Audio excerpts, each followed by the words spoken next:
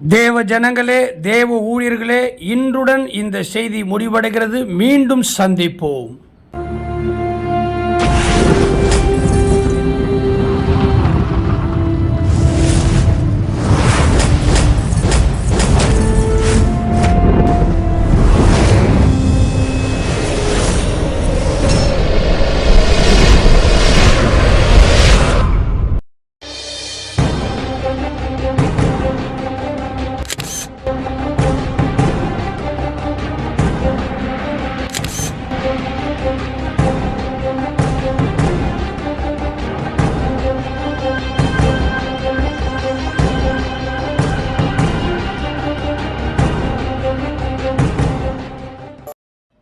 கர்த்தருடைய பரிசுத்த நாமத்திற்கு மகிமை உண்டாவதாக. இந்த காலை வேலை அல்லது உங்களுக்கு மதியம் மாலை வேலையாக இருக்கலாம். ஆனால் நான் இந்த செய்தியை பதிவு செய்யும் பொழுது காலை வேலையாக இருக்கிறது. இன்றைக்கு 50வது நாள் செய்தியாக தேவ சமூகத்தில் நான் கருத்தாய் ஜெபித்து அர்ப்பணித்து இந்த செய்தியை நான் உங்களுக்கு பதிவு செய்கிறேன். அதோடு கூட இன்றோடு இந்த செய்தியை நான் இந்த காணொளி மூலமாய் பதிவு செய்து உங்களுக்கு அனுப்புவதை நிறுத்தி கொள்ளலாம் என்று நான் நினைக்கிறேன். தொடர்ந்து 50 நாட்கள் கர்த்தருடைய பெரிதான கிருபையினாலே உங்களை நினைவு கூர்ந்து இதை உங்களுக்காக அனுப்பும் பொழுது உங்கள் பெயரை என்னுடைய செல்ஃபோனில் பார்க்கும் பொழுது நான் உங்களுக்காக ஸ்தோத்திரம் பண்ணுகிறேன். யூடியூப்பில், ஃபேஸ்புக்கு, வாட்ஸ்அப்பில் இப்படி பல ஊடகங்கள் வழியாக இந்த செய்தியை நான் உங்களுக்கு அனுப்பும் பொழுதெல்லாம், ஆண்டவரே, இந்த செய்தியை பார்க்கிற போதக பிதாக்கள், குருமார்கள், ஆயர்கள், பேராயர்கள், பரிசுத்தவான்கள், விசுவாசிகள், நண்பர்கள், அன்பர்கள் எல்லாரையும் ஆசிர்வதியும் என்று தான் நான் ஒவ்வொரு நாளும் ஜெபத்தோடு இதை நான் பதிவு செய்கிறேன். ஜெபத்தோடு நான் இதை உங்களுக்கு அறிவிக்கிறேன். ஆனபடினாலே எனக்கு அன்பான சகல நாடுகளிலும் பட்டணங்களிலும் கிராமங்களிலும் இருக்கக்கூடிய என்னுடைய அன்பு சகோதர சகோதரிகளே, உங்களுடைய பெயர், உங்களுடைய முகம் ஒருவேளை எனக்கு தெரிந்தாலும் தெரியாவிட்டாலும் சகல இருதயங்களையும் அறிந்து ஆராய்கிற ஆண்டவர் உங்களை ஆஸ்வதிப்பார். சாதி, மத, இன, மொழி வித்தியாசம் இல்லாதபடிக்கு நான் உங்களுக்காக ஆண்டவருடைய சமூகத்தில் ஜெபிக்கிறேன். எல்லாரையும் நேசிக்கிறவர் தான் ஆண்டவர் இயேசு கிறிஸ்து. ஆகவே இந்த காணொளி மூலமாய் நான் உங்கள் ஒவ்வொருவரையும் நேசிக்கிறேன். கர்த்தர் உங்களை ஆசீர்வதிப்பார். இன்னைக்கு 50வது நாளாக இந்த காணொளியை நான் உங்களுக்கு பதிவு செய்கிறேன். கர்த்தருக்கு சித்தமானால், சமயம் கிடைக்குமானால் மீண்டும் சில தேவ செய்திகளை காணொளி மூலமாய் பதிவு செய்து உங்களுக்கு நான் அனுப்ப விரும்புகிறேன். 1ஆம் காணொளி பதிவிலிருந்து இந்த 50வது காணொளி பதிவு வரையிலும் யூடியூப்பில் பதிவேற்றம் செய்யப்பட்டிருக்கிறது. நீங்கள் எப்பொழுது வேணாலும் பார்க்கலாம்.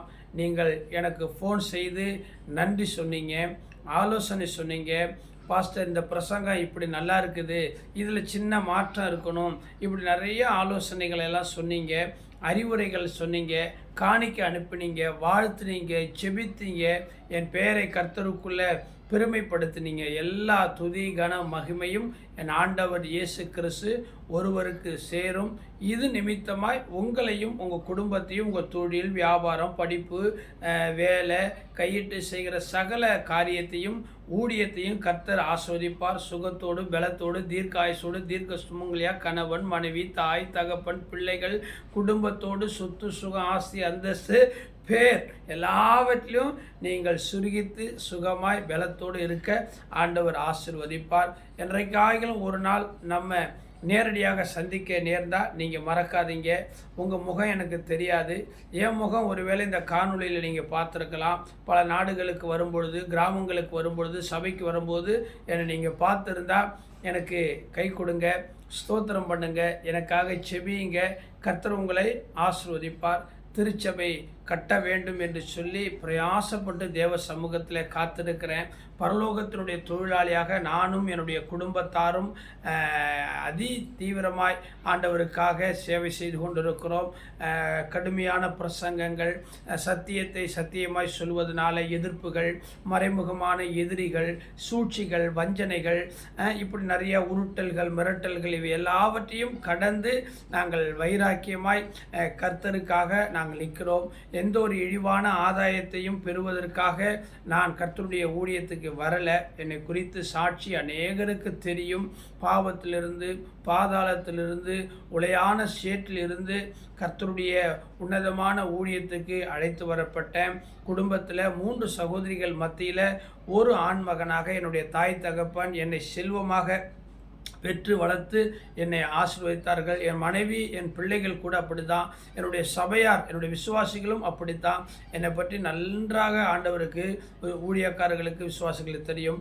கரவலாடுகளின் பின்னாக சுற்றி கொண்டிருந்த தாவீதை எப்படி இஸ்ரவேல் ஜனங்களுக்கு தலைவனாக மாற்றி கொண்டிருந்தாரோ, அதில் உலகத்தின் பின்னே செல்வத்தில் லட்சக்கணக்கில் பணத்தில் சம்பாதிச்சு வாழ்ந்து கொண்டிருந்த, பாவத்தில் சாபத்தில் கொடிகட்டி பறந்து கொண்டிருந்த என்ன ஆண்டவர் பிடித்து மனுஷர்களை பிடிக்கிறவர்களான பேதுருவை போல மாற்றினார். இது என்னுடைய சுருக்கமான நல்ல சாட்சியை சொல்லி இந்த 50வது காணொளியில் உங்களிடத்தில் என்னுடைய இருதயத்தை நான் வெளிப்படுத்துகிறேன். என் இருதயத்தை வெளிப்படுத்துகிறேன். எனக்காக செபியுங்க. ஆமாம், என் அண்ணன் எப்போ சாவான், தின்ன எப்போ காலியாகும். நிறைய ஊழியக்காரர்கள் போட்டி, பொறாமை, எரிச்சல், இவன் இப்படியெல்லாம் இருக்கிறானே, இவன் இப்படியெல்லாம் கடிந்து பேசுகிறானே, இவன் உண்மையாக சத்தியத்தை பேசுகிறானே அப்படின்னு சொல்லி சுயமரியாதையில் இருக்கிறானே, யார் வீட்லேயும் போயிட்டு நிற்கிறது இல்லையே, இப்படியெல்லாம் சில ஊழியக்காரர்களுக்கு பொறாமை இருக்குது, எரிச்சலும் இருக்குது. அதனால் இவைகளுக்கெல்லாம் மத்தியில் நானும் முளைத்து 3 இலை விடுறதுக்கு உங்களுடைய ஜெபம், உங்களுடைய உதவி தேவைப்படுகிறது. மனசு இருந்தால் நாங்கள் சபை கட்டுக்கிறோம். அதனால் நீங்கள் காணிக்க அனுப்பலாம். பத்திரிக்கைக்கு, யூடியூப்புக்கு இதெல்லாம் நீங்கள் அனுப்பலாம். எனக்கு ஆண்டவர் ஆசீர்வதிப்பார், உங்களையும் ஆசீர்வதிப்பார். God bless you. மறக்காதீங்க, இன்றைக்கு இது 50வது நாள். கர்த்தருக்கு சித்தமானால் இடையில நான் உங்களுக்கு இந்த செய்திகளை எல்லாம் அனுப்ப விரும்புகிறேன். அதனால நீங்கள் தொடர்ந்து திரையில் காண்கின்ற என்னுடைய செல்ஃபோன் நம்பர் இருக்கும். அதில் நீங்கள் வாட்ஸ்அப்பில் தொடர்பு கொள்ளலாம், பேசலாம், உங்களுடைய நன்கொடைகள், காணிக்கைகளை அனுப்பலாம், ஆலோசனை சொல்லலாம். உங்களுடைய சபையில் என்னை பிரசங்கம் பண்ண, கன்வென்ஷனில் எல்லா காரியத்துலேயும் கூப்பிடலாம். பெரிய அளவுக்கு நீங்கள் எனக்கு வரவேற்பு, காணிக்க அப்படிலாம் நான் எதிர்பார்க்கல. கர்த்தருடைய ஊழியத்தை செய்யணும். ஆக ஆண்டவர் உங்களை ஆசீர்வதிப்பாராக. கர்த்தர் உங்களுக்காக யாவை செய்து முடிப்பாராக. இன்றைக்கு 50வது நாளாக இந்த காணொளி பதிவு இருக்கிறதுனால சங்கீதத்தில் 50ஆம் சங்கீதத்தில் 23வது வசனத்தை நான் உங்களோடு கூட பகிர்ந்து கொள்ள வேண்டும் என்று சொல்லி விரும்புகிறேன். அங்கே 50வது சங்கீதம் ஆசாபின் சங்கீதம், அதில் 23வது வசனத்தை நான் உங்களுக்கு சொல்லுகிறேன். அதுக்கு முன்னாடி 1-2 வசனத்தை நான் வாசிடுறேன். வல்லமையுள்ள தேவனாகிய கர்த்தர் வசனித்து சூரியன் உதிக்கும் திசை தொடங்கி அது அஸ்தமிக்கும் திசை வரைக்கும் உள்ள பூமியை கூப்பிடுகிறார். பூர்ண வடிவுள்ள சியோனிலிருந்து தேவன் பிரகாசிக்கிறார். இந்த வார்த்தை ஒரு வல்லமை உள்ள சூரியனை போல பிரகாசிக்கிறது. தேவனிடத்தில் வார்த்தை இருந்தது. அந்த வார்த்தை தேவனிடத்திலிருந்து தேவனாகவே இருந்தது. அந்த வார்த்தை மாமிசமாகி கிருபையினாலும் சத்தியத்தினாலும் நமக்குள்ளே வாசம் பண்ணுகிறது. யோவான் 1ஆம் அதிகாரத்தில் நாம் முதல் வசனத்திலையும் 14வது வசனத்திலையும் வாசிக்கிறோம். நீங்கள் என்னிலும் என் வார்த்தை உங்களில் இருந்தால் நீங்கள் கேட்டுக்கொள்ளப்படுவது எதுவோ அது உங்களுக்கு கொடுக்கப்படும் என்று சொல்லி நாம் யோவானில் வாசிக்கிறோம். ஆகையினால பூரண வடிவு, பூரணமான ஒரு வடிவு சீயோன் மாநகரம், ராஜாவின் நகரம். அந்த இடத்திலிருந்து கர்த்தருடைய வல்லமையான வார்த்தை உங்களை, உங்களுடைய குடும்பத்தை, ஊழியத்தை பிரகாசிக்கும். ஏசாயா சொல்றாருல 60ஆம் அதிகாரத்தில், எழும்பி பிரகாசி, எழும்பி பிரகாசி, உன் தூசியை உதறி தள்ளிவிட்டு நீ எழும்பி பிரகாசி. ஊழியக்காரர்களே, எழும்பி பிரகாசிங்க. நீங்கள் போக வேண்டிய தூரம் வெகு தூரம், சந்திக்க வேண்டிய ஆத்துமாக்கள் நிறைய, செய்ய வேண்டிய ஊழியம், கட்ட வேண்டிய சபை, மிஷினரிகள் எல்லாத்தையும் கர்த்தர் உங்களை ஆஸ்வதிப்பார். நாளைக்கு இந்த தேசம் உங்கள் கையிலையும் என் கையிலையும் இருக்கும். அதனால் நீங்கள் முடங்கி கிடக்காதீங்க, எழும்பி போங்க. தடைகளை எல்லாம் படிக்கற்களாக மாற்றுவார். விமர்சனங்களை எல்லாம் கர்த்தர் தூசியை போல பதரை போல பிரித்து போடுவார். உங்கள் மேலே கர்த்தருடைய மகிமை உதிக்கிறது. உதிக்கும் ஒளியினிடத்தில் ராஜாக்கள் வருவார். ஆகவே இந்த 50ஆம் அதிகாரத்தில் பிரியமானவர்களை 23வது வசனம் தான் நான் எனக்கு சொல்லி நிறைவு செய்ய போகிறேன். ஸ்தோத்திர பலியிடுகிறவன் என்னை மகிமைப்படுத்துகிறான். தன் வழியை செவ்வைப்படுத்துகிறவனுக்கு தேவனுடைய ரட்சிப்பை வெளிப்படுத்துவேன் என்று சொல்லுகிறான். இந்த 50 நாள் சுவிசேஷம் சத்தியம் எதுக்காக அப்படின்னு சொன்னால், தன் வழியை செவ்வைப்படுத்துகிறவனுக்கு தேவனுடைய ரட்சிப்பை வெளிப்படுத்துவேன். ஆண்டவருடைய ரட்சிப்பு விலையேற பெற்றது. அதனால தான் எபிரேயரில் வாசிக்கிறோம், மேகம் போன்ற திரளான சாட்சிகள் நம்மை சூழ்ந்திருக்க நம்மை நெருக்குகிற பாவமான எல்லாவற்றையும் உதறி தள்ளிவிட்டு விசுவாசத்தை தொடக்குகிறவரும் முடிக்கிறவருமாகிய இயேசு கிறிஸ்துவை நோக்கி பொறுமையோடு ஓட கடவோம் என்று சொல்லியிருக்கு. அதே எபிரேயரில் தான் இவ்வளவு பெரிதான ரட்சிப்பை குறித்து கவலையற்றிருப்போமானால், இல்லை அடையாளங்களினாலும் அற்புதங்களினாலும் தேவன் பரிசுத்த ஆவியினாலும் நமக்கு பகிர்ந்தளித்த இவ்வளவு பெரிதான ரட்சிப்பை குறித்து கவலையற்றிருப்போமானால் வருகிற தண்டனைக்கு எப்படி தப்புவித்துக் கொள்வோம்? விசுவாசிங்களே, 50 நாள் செய்தியை கேட்டீங்களே, தேவ ஊழியக்காரர்களே, 50 நாள் தேவ செய்தியை கேட்டீங்களே. இந்த செய்தியின் மூலமாய் என்னுடைய நோக்கம், என் இருதயத்தின் வாஞ்சை என்ன தெரியுமா? தேவனுடைய ரட்சிப்பை வார்த்தையினால் அறிவிக்க வேண்டும். ஆசாரியனுடைய உதடுகள் அறிவை காக்க வேண்டும். ஜனங்கள் அவன் வாயில வேதத்தை தேடுவார்களே. ஏதோ கிழட்டு கதைகளை சொல்லி, ஒரு சினிமா நடிகருடைய காமெடியை சொல்லி பலிபீடத்தை நாம் வெடித்து சிதற பண்ணக்கூடாது. சபையில் வருகிற விசுவாசிகளுக்கு அதை அப்படி சொல்லி வேறு சுவிசேஷத்தில் திசை திருப்பக்கூடாது. சமயம் கிடைத்தாலும் சமயம் கிடைக்காவிட்டால் பாருங்கள், எனக்கு இந்த முகநூல் கிடைத்தது, இந்த யூடியூப் கிடைத்தது, என்னுடைய இந்த ஸ்மார்ட் ஃபோன் ஆண்ட்ராய்ட் ஃபோன் கிடைத்தது. ஒரு சில ரூபா நான் செலவு செய்து நெட்டு அந்த ஜிபி நான் பதிவேற்றம் பண்ணி அதை நான் 50 நாட்கள் செலவு பண்ணேன். நீங்களும் இதை கேட்டீங்க. ஆகவே என்னுடைய நோக்கமும் இந்த செய்தியினுடைய நோக்கமும் என்ன தெரியுமா? தன் வழியை செவ்வைப்படுத்துகிறவன். நிறைய வழியை செவ்வைப்படுத்து. தாறுமாறான வழி இருக்குது. கூகுள் மேப் பாருங்கள், எங்கெங்கேயோ கொண்டு போய் விடுது. சில நேரத்தில் நல்ல வழியில் நின்று பூர்வ பாதை எது என்று விசாரித்து அதில் நடவுங்கள், அப்போது உங்கள் ஆத்மாவுக்கு இளைப்பாறுதல் கிடைக்குன்னு சொல்லப்பட்டிருக்கிறது. நானே வழி, நானே சத்தியம், நானே ஜீவன் என்று இயேசு சொன்னார். மரண வழி, மரணத்துக்கு போகிற வழி உண்டு, பாதாளத்துக்கு போகிற வழி உண்டு, இடுக்கமான வாசல் வழி உண்டு. இல்லை, நீதிமொழிகளில் சொல்லப்படுது, ஒரு விபச்சாரனுடைய பெண்ணின் வழியை தேடுகிறவன் எப்படி இருப்பான்னு சொல்லி. ஆகையினால நான் இந்த 50 நாள் என்னுடைய பிரசங்கத்தினுடைய நோக்கம், தேவ பிரசன்னத்தோடு நான் செய்தது என்ன அப்படின்னு சொன்னால், தன் வழியை செவைப்படுத்துகிறான். இல்லை, வனாந்தரத்தில் கூப்பிடுகிறனுடைய சத்தமாய் இருக்கிறான் என்று ஏசாயா தீர்க்கதரிசி யோவான் ஸ்நானத்தை பற்றி சொன்னான். யோவான் ஸ்நானுடைய என்ன தெரியுமா? மனம் திரும்புங்கள்.